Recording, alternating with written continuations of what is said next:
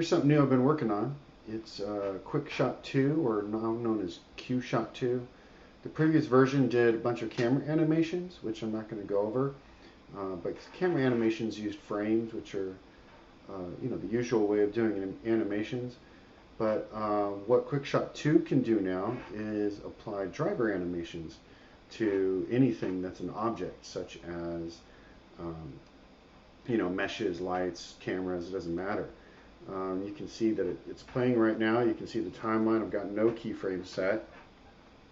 And I'll walk through a few things that I did here real quick. So let me catch the empty of one of these guys. You can see that I've changed their location. I set a start and stop frame. You set their speed when they change. You can do lots of different combinations of this. You can set the max of where they go instead of worrying about the frames. The flip axis just says what direction they go. If I catch this guy, oh, you can see his axis is flipped. And that's so that he can go clockwise instead of counterclockwise. And you can see that I've got his rotation is around, some other point. And, this is one of those instances where these empties are turning out really nice because you can have something face in a direction but then rotating around something using an empty. So parenting things around these empties and then using the empties for the drivers is turning out to be pretty handy.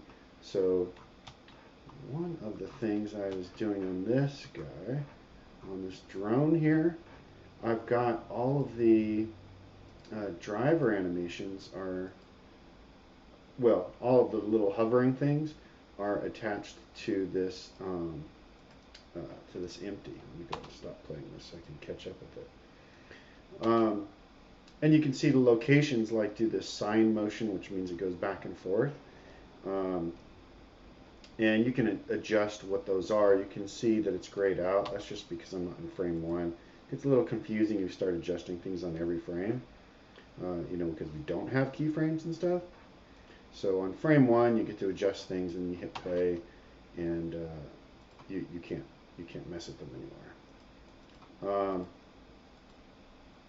So yeah, this guy, his all of his locations are being set by drivers. So if I come in here and I see their drivers are setting their location, I can't just take this empty and move it. So what I end up doing is I set up another empty to be for moving it around and doing things with it.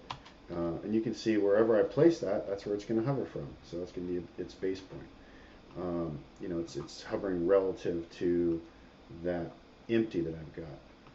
So that's pretty much it. I've got lots of little things here. These fans are rotating. One cool thing is that when you save these objects, if you put them as inserts or anything, that the objects will keep these drivers. So you can export objects in your K-packs or whatever that have things that spin or pulse or move, and keep it relative to its empty. That keeps its control. So people get to use that animation without having to invest anything in keyframes or anything. It's just part of a feature of that object. All right. Well, let me know what you guys think, and look forward to getting this released soon.